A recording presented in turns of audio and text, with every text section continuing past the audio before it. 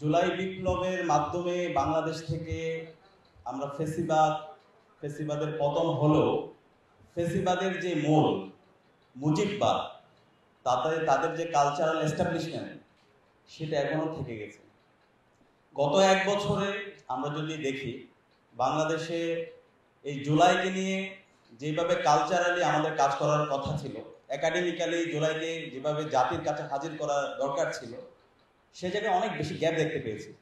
তো সেই জায়গা থেকে আমাদের যতটুকু সামর্থ্য আছে তার সবটুকু দিয়ে আমরা চেষ্টা করছি, এবং তারই অংশ হিসাবে আমাদের যে আয়োজন আমরা করতে যাচ্ছি 1 অগস্ট থেকে 4 অগস্ট জুলাই জাগরণ এবং কালচারাল ফেস্ট। আমরা আশা করছি জুলাইয়ের সবচেয়ে বড় আয়োজন হতে যাচ্ছে আমাদের এই কালচারাল ফেস্ট এবং জুলাই জাগরণ। এই আয়োজনের মাধ্যমে আমরা জুলাইকে আবার প্রাণবন্ত করে তুলব।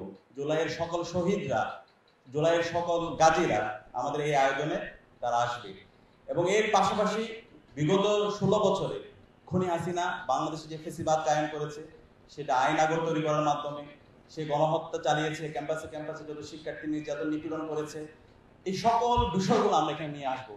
এর পাশাপাশি খুনি হাসিনা যে এই বাংলাদেশে এই মুজিববাদের মাধ্যমে, মুজিব শতবর্ষের মাধ্যমে রাষ্ট্রের হাজার হাজার কোটি টাকা লোপাট করেছে, সেই চিত্রগুলো আমরা এখানে নিয়ে আসবো। তো আমরা আশা করছি একটি স্মরণকালের সবচেয়ে বড় চিত্র প্রদর্শনী এবং কালচারাল অনুষ্ঠান হতে যাচ্ছে, এবং আমাদের প্রতিদিনের প্রোগ্রামের মধ্যে ডাইভার্সিটি আছে। প্রদর্শনীর পাশাপাশি আমাদের এখানে মঞ্চ নাটক থাকবে, সঙ্গীত থাকবে, এরপরে হচ্ছে ফিল্ম থাকবে, বিভিন্ন ধরনের আয়োজন থাকবে।